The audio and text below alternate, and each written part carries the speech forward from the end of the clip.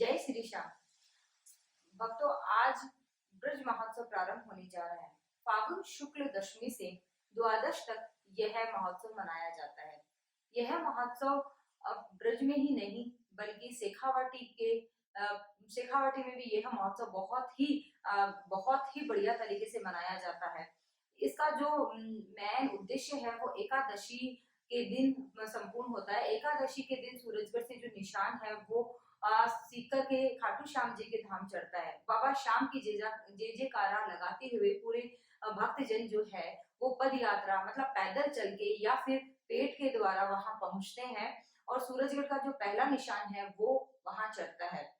ये सूरजगढ़ का जो निशान है उसकी मान्यता अधिक इसलिए है क्योंकि सर्वप्रथम यही वहां बाबा श्याम की चढ़ता है।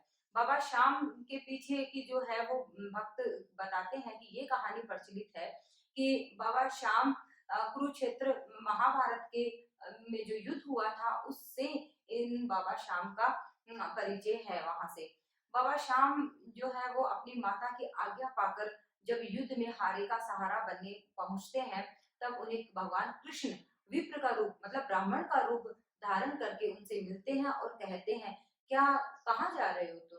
तो बर्बरी बताते हैं, बाबा श्याम का वास्तविक नाम बर्बरी था। बर्बरी बताते हैं कि मैं हारे का सहारा बनने जा रहा हूँ। जो भगवान कृष्ण कहते हैं, क्या तुम हारे का सहारा बनने लायक हो? अगर हो तो आप अपनी परीक्षा दो।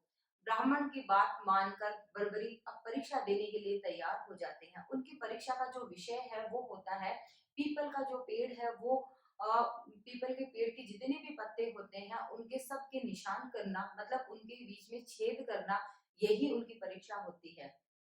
कृष्ण भगवान जो है उनके पांव के पास में एक पत्ता पड़ा होता है और वो पत्ते को अपने पांव के नीचे दबा लेते हैं और कहते हैं कि चलो अब आपकी परीक्षा प्रारंभ होती है। जब बर्बरी धनुष को लगाते हैं तो सारे पत्तों को बीन देते हैं और भगवान कृष्ण जब धीरे से अपना पांव उठा के देखते हैं तो वो पत्ता भी बीन जाता है और भगवान समझ जाते हैं कि ये बहुत ही बड़ा योद्धा है और भगवान उनसे हाथ जोड़ के बोलते हैं कि आपने परीक्षा दी है और मैंने आपकी परीक्षा ली है तो अब दक्षिणा का भी आपका बनता है। तब वो बोलते हैं बड़े की ब्राह्मण देवता आप कौन है पहले ये बताइए, मैं आपको दक्षिणा भी दूंगा। तब भगवान कृष्ण ने अपना पूरा रूप दिखाते हैं और बर्बरी को कहते हैं कि मैं भगवान श्री कृष्ण हूँ।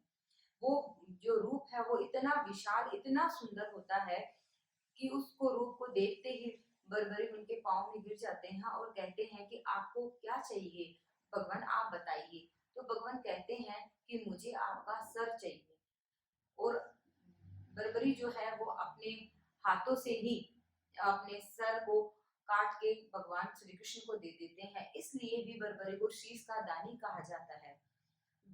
जब भगवान श्री कृष्ण देखते हैं कि उनका सर जो है वो बाबा बर्बरी ने अपने उनके चरणों में रख दिया है, तब बाबा श्याम उनको अपना नाम देते हैं मतलब श्री कृष्ण अपना नाम उनको देते हैं और कहते हैं कि आप जब आपकी जो अंतिम इच्छा है वो बताइए। जब बर्बरी कहते हैं कि मेरी अंतिम इच्छा यही है कि मैं महाभारत का युद्ध देखना चाहता हूँ। भगवान श्री कृष्ण उनकी यह इच्छा पूरी करते हैं और बर्बरी पूरा युद्ध देखते हैं और जब उनको शाम बाबा श्री कृष्ण उनको आशीर्वाद देते हुए कहते हैं कि कलयुग में खाटू में आपका जो शीश है वो मूर्ति के रूप में निकलेगा और वहां पे आपका स्थान है वो बनाया जाएगा और कलयुग के आप देवता होंगे। और यह बात जो है वो श्री कृष्ण की सिद्ध होती है।